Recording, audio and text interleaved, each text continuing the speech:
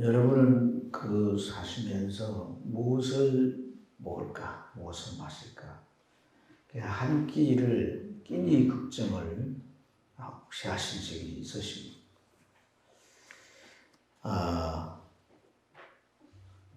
사람 살다 보면 어떤 경우에는 경제적인 큰 타격을 입게 되죠.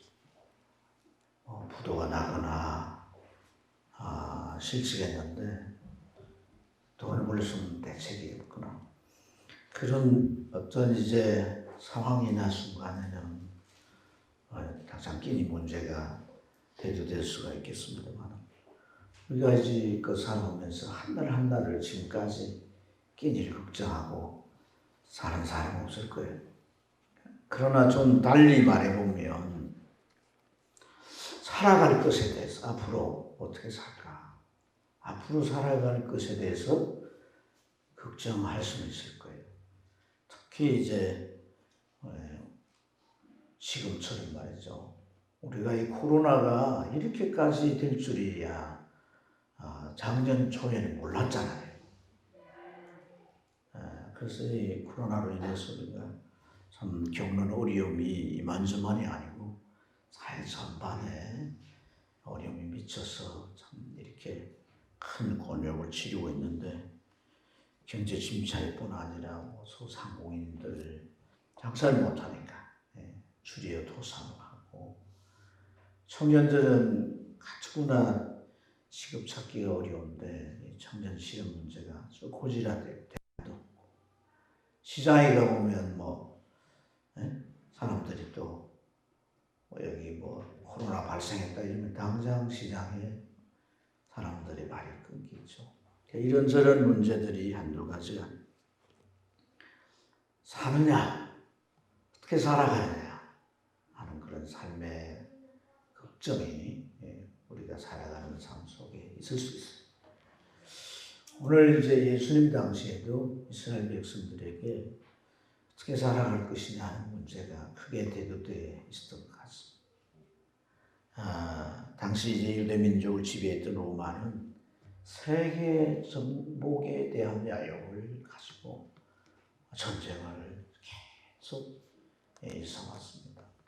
뿐만 아니라 또 이 로마 자국민들은 아주 그들이 안락한 삶을 살아야 한다 해서 속국으로 삼아있는 나라에 온갖 것들을 세금이며 공출이며 해서 거두고, 그래서 예수님 당시에도 특히 농업에 의존한 그런 삶이고, 그러니까 가난한데 먹고 살아가기도 가난한데 그렇게 착취당하니까 그 어려움이 이만저만은 아니죠.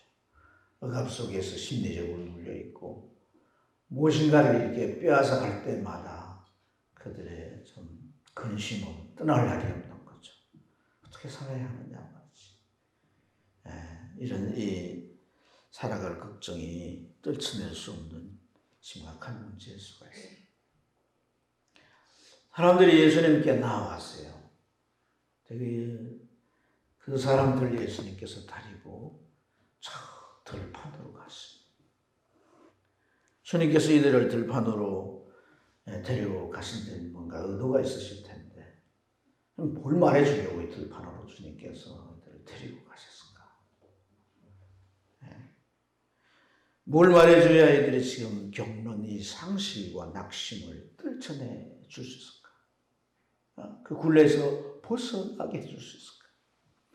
뭘 깨우쳐줘야 이런 상황 가운데서도 하나님을 신뢰하고 온전한 믿음으로 이렇게 어려움을 감당하며 살아낼 수 있을까? 들판에서 적당한 자리에 이렇게 앉고 예수님을 둘러서 이렇게 앉았을 때 들판의 광경은 어땠겠습니까? 하늘에는 뭉게구름이 떠가고 온갖 새들이 그 창공을 나르면서 지저귀고 있고, 그리고 산들바람도 불고, 들판에는 이렇게 풀잎이나 아름다운 꽃들이며 백합화가 피어서 산들거리고 있습니다. 주님은 이 들판의 이 상황들을 보시고 뭘 느끼셨을까요? 뭘 느끼셨길래 공중에 나는 새를 보라, 저 들판에 피어있는 백합화를 보라, 이렇게 주님이 말씀하셨을까요? 주님께서 저 새들을 보라 그랬을 때 사람들이 새들을 보라니까 새를 봤겠죠. 그렇죠? 백합화를 보라 해도 꼬틀이 있는데 보라하면 꼬틀을 보게 되죠. 네. 여러분, 그냥 새와 꽃만 보라고, 그 들판의 자연의 광경을 보라고 그렇게 말씀을 하셨을까요? 보면 꽃을 보라고 꽃이 보이고 새를 보라고 새가 보일 텐데 그 이상의 어떤 의미가 있느냐는 말이에요. 한때 우리나라 그 성녀 가운데 그런 말을 했어요. 산은 산이고 물은 물이로다. 그 말을 이제 설법에 하게 되었을 때 불교인들 말 것도 없고 시승인들까지도 막 대단한 설법이다, 굉장한 깨우침이다, 뭐 이렇게 난리가 났었잖아요. 산은 산이고 물은 물이다, 그 말이 그분은 무슨 의도로 했겠어요? 있는 그대로 보라는 거 아니겠어요? 본질을 얘기한 거예요. 그렇죠. 그분이 뭐 왜 그런 얘기, 불교의 큰 고성이니까 사람들이 자꾸 다르게 보는 거예요. 다르게. 이제 물은 물이로다. 그 물을 보면 그냥 물로 안 보고 이건 약수야. 내 건강에 좋아. 그래서 막 너도 나도 뭐 약수 떠러 왔으면 뭐. 그래도 어떤 사람은 또 이걸 팔면 물장사를 하면 돈이야. 그래가지고 여러분 물장수를 또 해가지고 뭐 지리산 생순이, 한라산 생순이 뭐 다 나왔잖아요. 이게 산은 산이로다. 그냥 산을 가만두면 될 텐데, 구경하면서 보면 될 텐데, 저게 지금 시세로는 뭐 평당 한 100원밖에 안 돼. 10년만 지나도 저게 얼마가 될까 막 머리 굴려가지고, 뭐 LH 직원들, 뭐 정치인들도 다 지금 그렇게 해가지고 빚을 내서 은행에다가 투자해가지고. 어떤 면에서 불교적 시각으로 그런 욕심이라든지 뭐 탐심 이런 것을 이제 지적하고 그런 얘기를 했겠죠. 근데 주님께서 이 꽃을 보라, 새들을 보라, 이렇게 주님이 말씀을 하셨다라고 하는 것은 무슨 의미일까요? 주님은 시각의 전환을 일으키게 하기 위한 거예요. 시각의 전환. 무슨 시각의 전환일까요? 압제와 탈취를 당하는 이 현실, 이런 삶의 환경에 찌들어지고 눌려있는 이들의 눈을 말입니다, 하나님의 창조 세계로 전환합니다. 들판으로 데려오셔서 하나님이 지으신 이런 만물들, 날아다니는 새들, 그 자리에서 아름답게 피어있는 이 꽃들을 가리키면서 이걸 보라. 이 하나님의 창조물들이라는 거죠. 창조물들. 이걸 보라는 겁니다. 창조물들을 보면 조금 더 생각이 발전하면 누굴 생각하겠냔 말이에요. 창조주 하나님. 사람이 보는 것만 잘 봐도 그 인생에 변화가 올 수 있어요. 보는 것만 잘 봐. 왜냐하면 보면 그 보이는 사물이 내게 느낌을 주고 그 느낌은 내 생각을 만들기 때문에 내게 유익한 생각이 그 안에 들어오면 우리의 의식의 전환이 일어나요. 계속 뭔가를 보면 그것에서 의식이 생기고 새로운 의식으로 전환되는 거예요. 여러분, 압제와 착제의 환경에는 소망이 보이지 않습니다. 그러면 그 마음 가운데 뭐가 있어요? 마음에는 그 우원함과 또 이래도 저래도 할 수 없으니까 막 심어. 이러한 상황 가운데서 이 사람 탓하고 나라를 탓하고 나중에는 하나님까지 원망하면서 그 마음은 염려 근심에 먹구름이 가득 찰 수밖에 없는 거예요. 그러나 시각을 돌려서 이 창조하신 만물을 보게 될 때 하나님을 생각하며 이 마음에 원망과 낙심의 먹구름을 몰아내고 소망을 갖게 될 줄 믿습니다. 마음에 소망을 품는다는 거예요. 할렐루야. 아멘. 그래서 주님은 이 들판으로 이들을 데리고 오신 것은 시각을 전환시켜서 그들의 생각을 바꾸어 하나님을 바라보도록. 우리가 잘 아는 시편 121편을 보면 1, 2절에 그랬잖아요.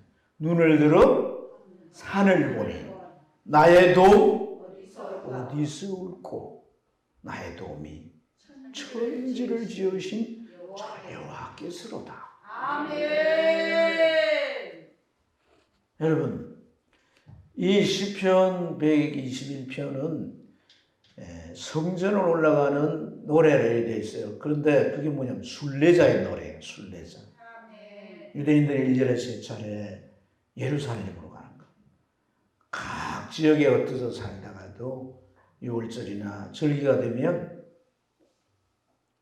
다 집 정리해놓고 남자들이 이제 그 예루살렘에 절기를 지키러 올라가게 되는 거예요. 그때 부르는 노래, 그때 부르는 노래인데 눈을 들어 산을 보니 물론 이제 뭐 산길을 그려야 되고 이러니까 눈을 들어서 하늘을 보기도 하겠지만은 단순히 그런 의미만 아닙니다. 자연 경광을 보려고 이 노래를 만들어 부르는 게 아니다. 그 2절 이하를 쭉 보면 어떤 내용들이 나옵니까? 하나님 나를 지켜주신다. 낮에 해도 밤에 달도 나를 상치 못하게 하신다. 나를 실족하지 않게 하신다. 하나님께서 지금부터 영원까지 나를 보호해 주신다. 이런 얘기들이 이어져 있어요. 그러니까 자, 이 순례자들이 성전을 가는데 요즘은 차가 있어가지고 한 두서너 시간이면 가잖아요. 근데 그때는 다 뭐 걸어서 가는 거란 말이에요. 하나님 앞에 드릴 제물을 낙연에 있는 등에 싣고서 그리고 그들이 가서 여행 기간 동안에 쓸 물건들을 이렇게 다 놓아두나고 이렇게. 그러니까 가다 보면 이런 계곡, 산, 이제 비탈리는 데를 가면 낭떠러지기가 있으니까 잘못하면 실족하잖아요. 그렇죠. 또 가다 보면 어떤 이제 이 바위 뒤에 강도들이 숨어 있어가지고 이들이 가지고 있는 노잣돈을 노리는 거예요. 금품을 노리는 거예요. 그래서 막 와가지고 막 칼을 들어대면서 내놓으라 하면은 아이 죽기가 두려워서 다 내놓게 되잖아요. 그렇지 않습니까? 밤에는 춥고 낮에는 덥고 이런 여러 가지 상황에다가 또 이제 집에는 노약자들만 있는 거예요. 그러면 강도떼들이나 적들이 쳐들어오면 속수무책. 이런 오만 생각을 하고 가니까 마음에 뭐가 생기겠어요? 염려와 걱정이 생기는 거예요. 혹 예배 드리러 오면서 또 집에 뭐 도적이 들어오진 않을까? 근데 저 산을 하나님이 산을 여기도 저기도 창조하신 산을 이렇게 보면서 이 만물을 창조하신 그분이 내 하나님이고 그 하나님께 내가 절개 예배를 지키기 위해 지켜주실 것이 보호해 주실 것이 나뿐 아니라 내 가정도 지켜주실 것이 그 산을 보면서 누굴 생각했기에? 창조주 하나님을 생각했기에. 전환이 일어난 거죠. 전환이. 우리가 살아가는 이 환경에 눈을 거기다가 막 꽂아놓고 그만 쳐다보고 막 눈을 부아리면서 이러면 그것에 관한 생각밖에 안 드는 거예요. 우리가 주일 이렇게 교회에 와서 하나님을 바라보게 될 때 이 환경 속에 풀리지 않는 문제에 대하여 소망을 갖게 되고 기도하게 되고 도우심을 구하게 되고 하나님의 기도를 들으시면 반드시 응답하시죠. 그 놀라운 성질 우리가 체험하게 될 줄로 믿습니다. 그래서 이사야 40편 31절에 보면 여호와를 앙망하는 자가 새 힘을 얻는다고 했고 히브리서 12장 1절에 보면 믿음의 주여 우리를 온전케 하시는 예수를 바라보자. 이 12장은 이제 마지막 부분이잖아요. 히브리서. 그동안 많은 믿음의 사람들을 소개했잖아요. 그런 사람들의 믿음의 생활을 온전케 해주신 예수입니다. 우리가 주님을 바라보게 될 때 우리가 뭔가 부족하고 우리 연약했던 것들이 온전해지면서 삶의 난관들을 헤쳐나가게 될 줄로 믿습니다. 믿음의 조상가 아브라함을 하나님께서는 바라보는 것을 자꾸 자주 시켰어요.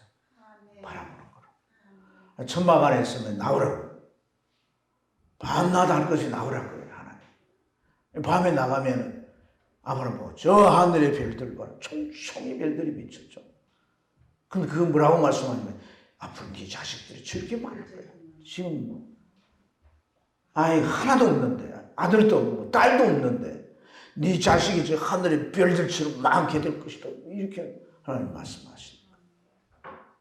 낮에는 또 바다에 참 모래알처럼 이 자식 막 거기 바다가 어디 있어요? 팔레스타인 땅에 바다가 어디 있어요? 그러니까 하나님께 바꿔가지고 먼지 있지 먼지처럼 많게 될 거야. 이렇게 말씀합니다. 잘 바라봐야 돼. 아멘. 신랑을 얼굴만 쳐다보고 사장님 얼굴만 쳐다보고 우리가 하나님을 쳐다볼 때 불가능이 가능해지고 어떤 어려움 속에서도 소망을 갖게 되는 줄로 믿습니다. 예수님께서도 보라 이래 놓고 또 이렇게 말씀하세요. 너희는 이것들보다 귀하지 아니하냐. 이 보다라고 하는 부사격 조사를 넣어서 주님께서 이렇게 말씀을 하셨어요. 보다, 새보다, 꽃보다, 이 자연보다 네가 더 뭐하다? 귀하다.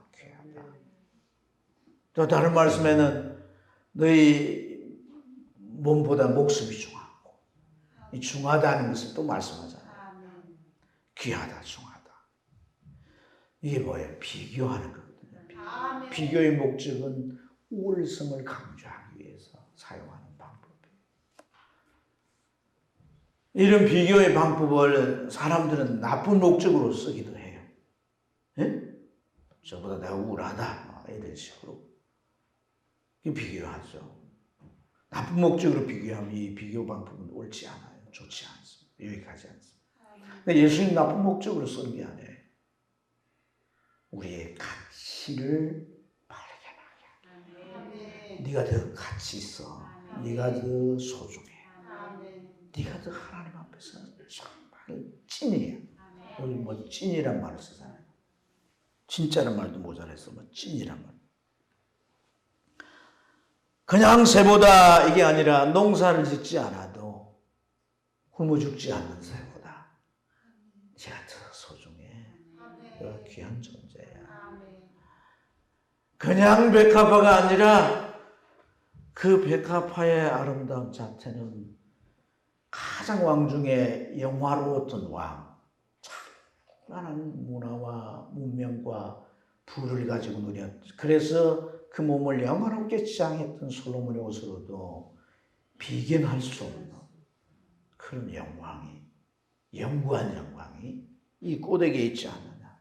그런 백합보다 네가 있겠다. 그렇다면 우리 가치를 우리가 어떻게 여러분 더 확실하게 정립할 수 있습니까? 하나님께서 자기 아들을 아끼지 아니하시고 이 땅에 보내셔서 죄와 영원한 멸망에 빠질 수밖에 없는 우리를 구해 주시기까지 하신 그 그런 가치가 바로 저 여러분에게 주어진 가치란 겁니다.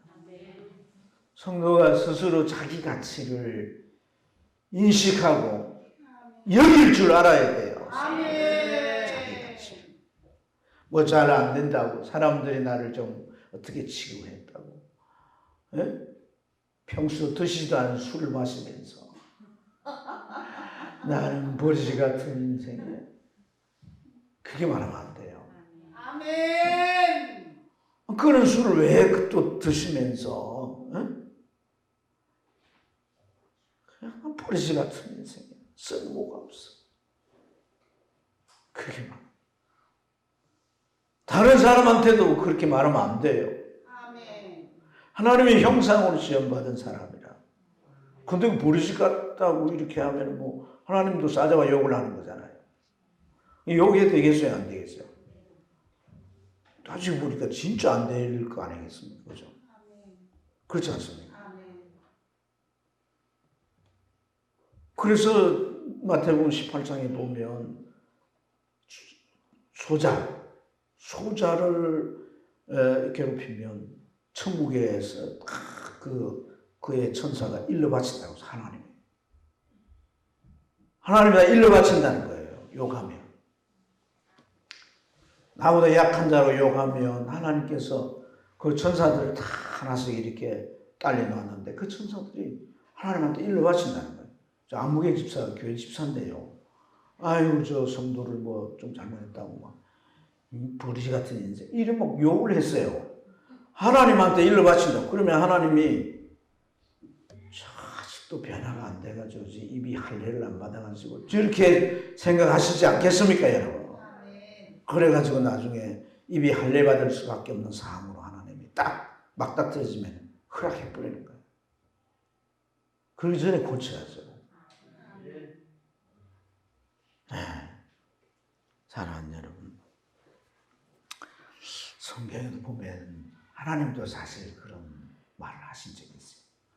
이사야 41장 14절에 보면 야, 이 지렁이 같은 야곱 이렇게 말씀하시고 야, 지렁이 같은 야곱아 이렇게 하셨다고.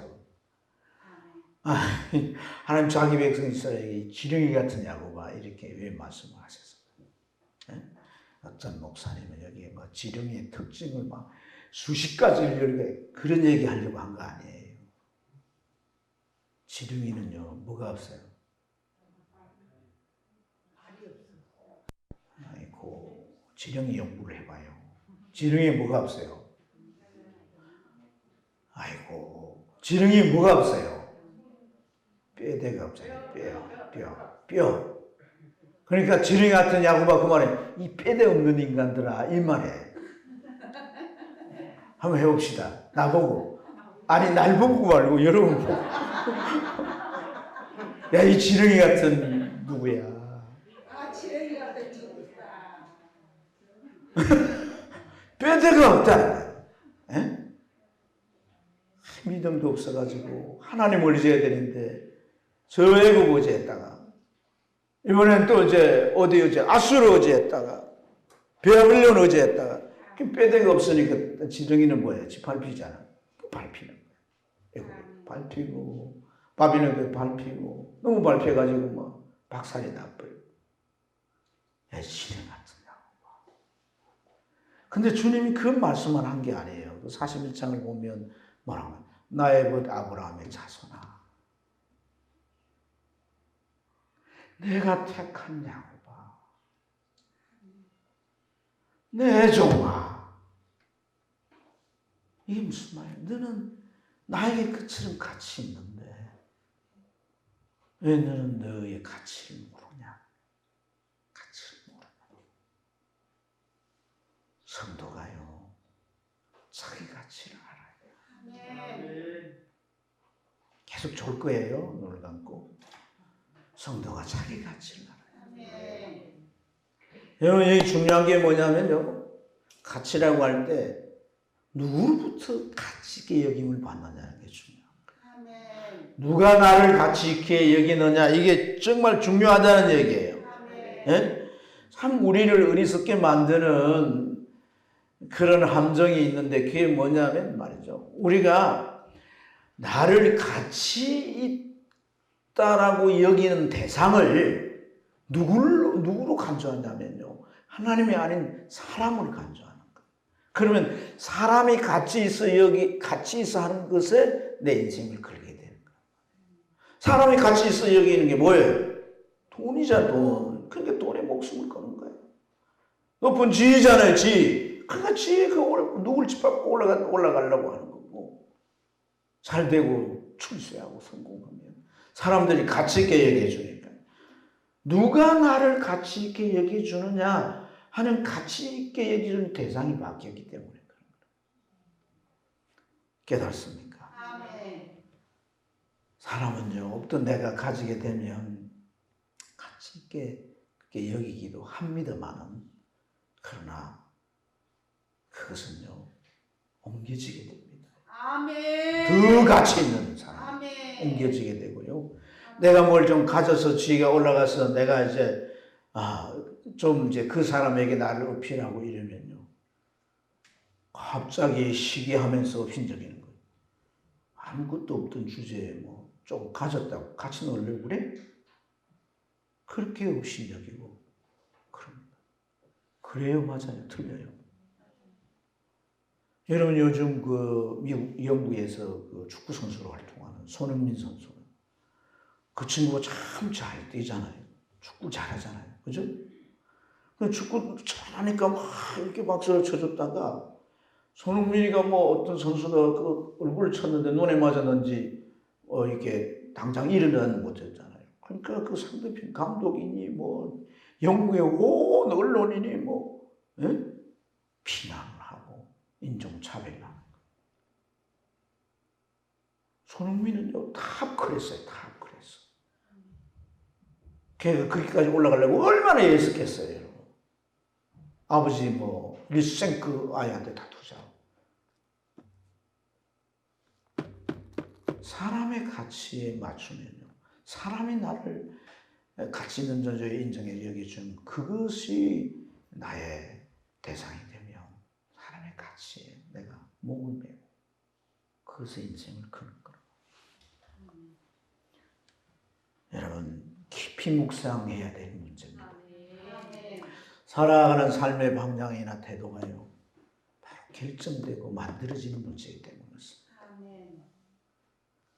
구원의 문제는 우리가 믿음으로 해결이 되는 거예요. 그러나 내가 일상의 신앙으로 살아간다는 생활 속에서는 가치관을 좌우하고 가치관에 의해서 모든 삶이 결정되고 행동되는 거예요. 그래서 내 마음과 욕구가 무엇을 향하고 있는가, 누구를 더 좋아하고 무엇을 더 중요하게 여기는가, 누구를 더 크게 생각하고 누구를 더 의지하고 두려워하는가, 이에 따라서 내가 움직이고 그것에 맞추려 하고 그것에 의해서 살려고 하는 거예요. 자, 이런 하나님의 자녀들을 하나님이 어떻게 다루시는가를 볼 필요가 있습니다.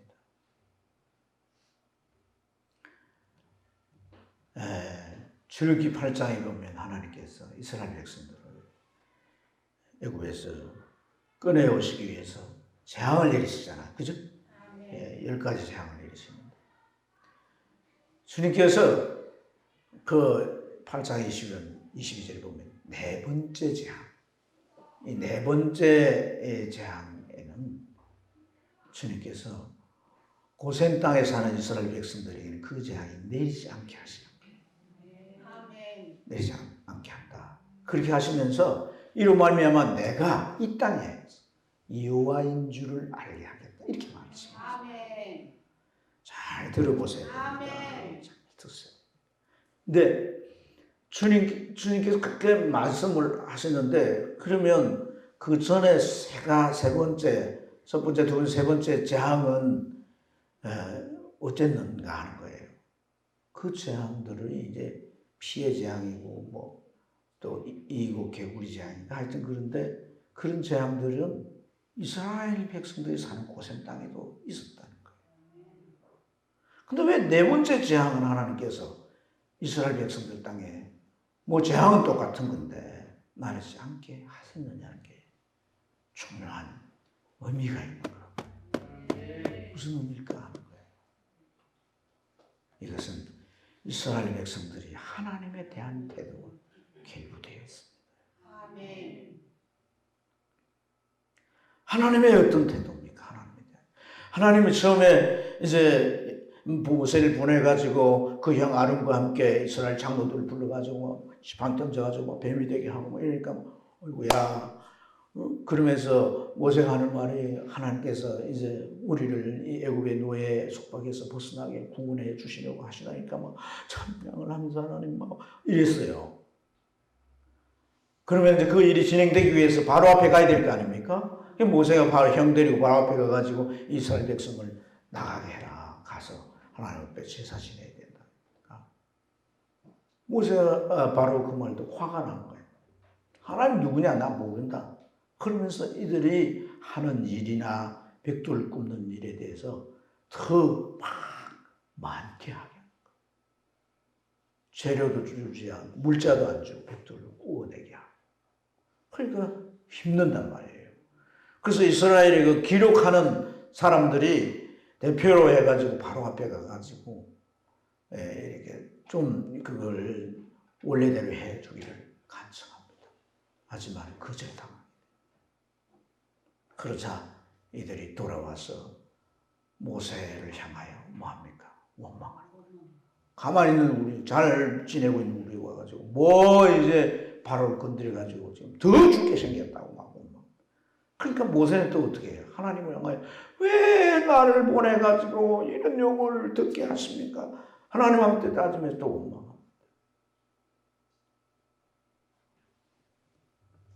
하나님은 같이 재앙 속에 지내게 하신 거예요. 같이 재앙 속에 지내게 하신 거예요. 그런데 그 이후에 모세의 태도나 그 이후에 이스라엘 태도가 바뀌게 되는 거예요. 모세 역시도 하나님 앞에 원망하지 않고 어떤 어려움이 와도 재앙이 같이 임해도 바로에게 가라면 가고 이스라엘 백성들도 하나님에 대한 확실한 믿음을 가지고 흔들림이 없이 같이 재앙을 같이 당해도 견뎌냅니다. 그 중심이 하나님 앞에 인정됩니다. 여러분, 하나님을 신뢰하는 믿음, 하나님의 말씀으로 전환되는 가치관, 하나님의 말씀으로 내 마음의 사고방식과 내 마음에 생각하는 그런 기준들이 정립이 될 때. 아멘입니까? 아멘. 우리의 현실은 먹고 사는 문제에 결부되어 있고 그 속에는 또 지위를 나보다 높은 지위를 가지고 있는 자는 힘이 나보다 센 자도 있고 그런 모든 상황, 그 상황 속에 내가 어떻게 살아가야 하겠느냐. 어떤 가치를 가지고 내가 살아가야 하느냐.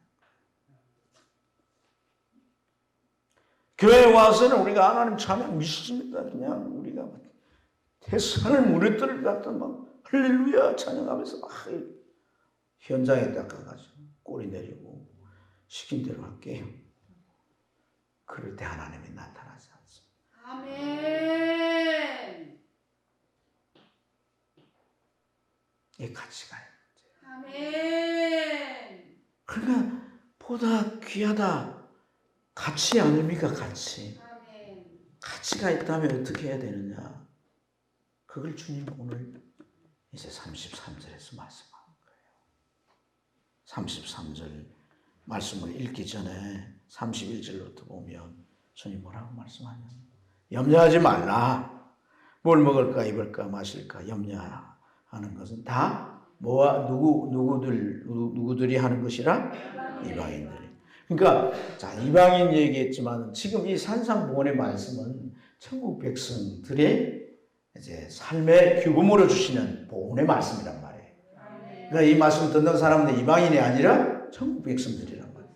그러면 이렇게 말씀하신 것은 천국 백성과 이방인과의 대비를 시키는 거예요. 대비. 근데 대비를 시키는데 주님께서 이걸 대비하시면서 뭐라, 너희들 이거 알아? 이방인들의 삶의 방식은 어떠느냐? 그들은 노력해가지고 얻는 그것이 전부야.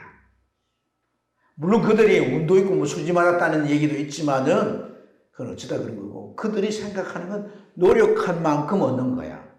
노력해도 못 얻어지면 어떻게 되는 거야? 염려하고 걱정하고 근심한다.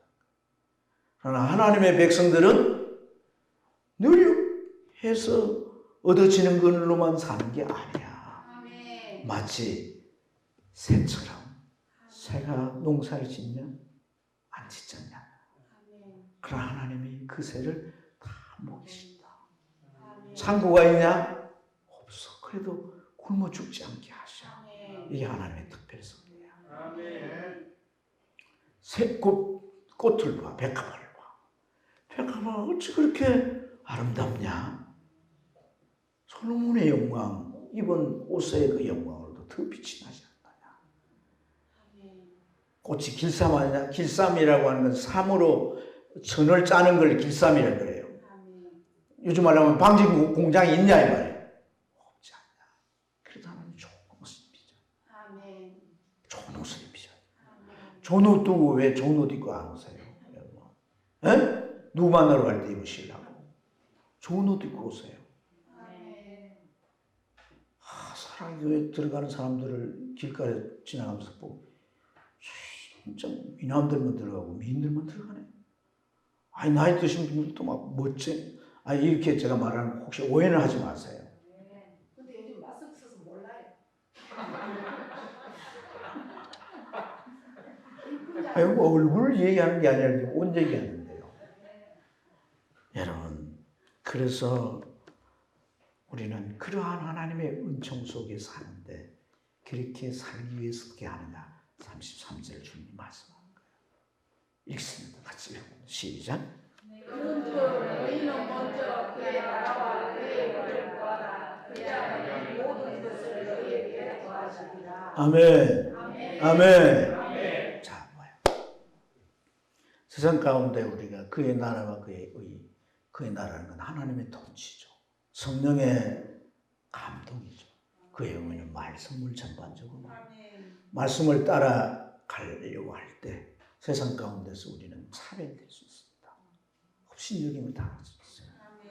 그러나 성령의 다스림을 받고 계속해서 말씀을 따라가면 하나님께서 세상 가운데서 우리를 이렇게 구별시키는 거예요. 그래서 그 이후부터 하나님은 재앙 가운데서 구별시키는데, 아니 흑암이 애굽 땅에 나랬지만 고센 땅에는 빛이 오는 거예요.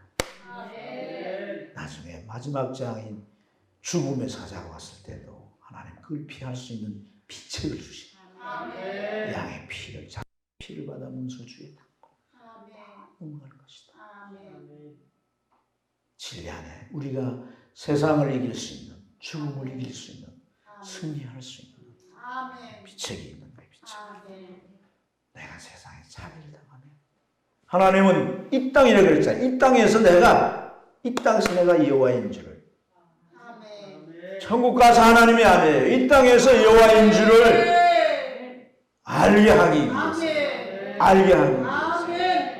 내가 진짜 신인 걸 알게 하기 위해서. 그런데 하나님의 백성들이 알아야 되는 거예요. 그래서 그분의 말씀을 신실히 믿고 따르려고 할 때 내가 차별당하고 세상에서 내가 업신여긴다. 복음을 위해 살았던 바울사도는 만물의 찢기같이 여김을 받다 그러잖아요. 그럴지라도 내가 그렇게 살 때 하나님은 능력으로 나를 구별하시고 하나님은 모든 사람이 실패하면 성공하게 하시고 당신을 내 삶 가운데 그렇게 드러내신 줄 믿습니다. 우리가 교회에 가면 직장 동료나 이웃들이 세상 사람들이 뭐라고 합니까? 야, 교회 가면 쌀이 나오냐 밥이 나오냐 맨날 교회. 그럼 여러분 어떻게 대답할래요? 밥이 나오고 옷이 나와요. 그건 산이에요. 무리로다. 너희들이 모르는 게 있지. 교회를 가면 내 환경이 아무리 척박하고 아무리 염려 근심이 내 안에 몰려온다 할지라도 교회를 가면 나는 모든 내 삶을 바꾸시고 새롭게 만들어 가시는 소망의 하나님을 보는 눈이 생겨. 그래서 갔다 오면 나는 이 환경을 바라보지 않고 바다 가운데서 나는 하나님을 바라봐. 교회 가지 말라고 내가 교회를 가면 네가 나를 지렁이 같이 취급해도 자기 아들까지 주시면서 나를 구원해 주신 하나님에게는 내가 그렇게 소중한 존재라는 것을 나를 하여 깨닫게 하고 나 스스로가 나를 소중히 여길 수 있게 해 주시는 세상 가운데서도 나를 구별하시고 넌 내 거야. 내가 지명해서 불렀어. 네 어디가 뭘 하든지 내가 함께 할 것이고 내 인생을 저 천국까지 인도할 거야. 이렇게 주님은 약속하시고 그래서 나는 죽어도 교회 아니 그러니까 죽어도 교회 이상한 게 갈 거야 이러면 되잖아요. 갈 거야. 죽어도 교회 그렇죠. 나를 막아도 난 교회 가야 돼. 날 자른다고 그래도 어쩔 수 없어. 그때는 바로 목사한테 알리고 교회 와서 기도하세요. 하나님 특단의 조처가 필요합니다. 잘리면 내 가족들 어떻게 합니까? 특단의 조처가 필요합니다. 그러면서 기도하며 간섭하시는 하나님이 이렇게 우리 삶에 드러나도록 우리는 하나님의 백성의 가치를 가지고 살아가는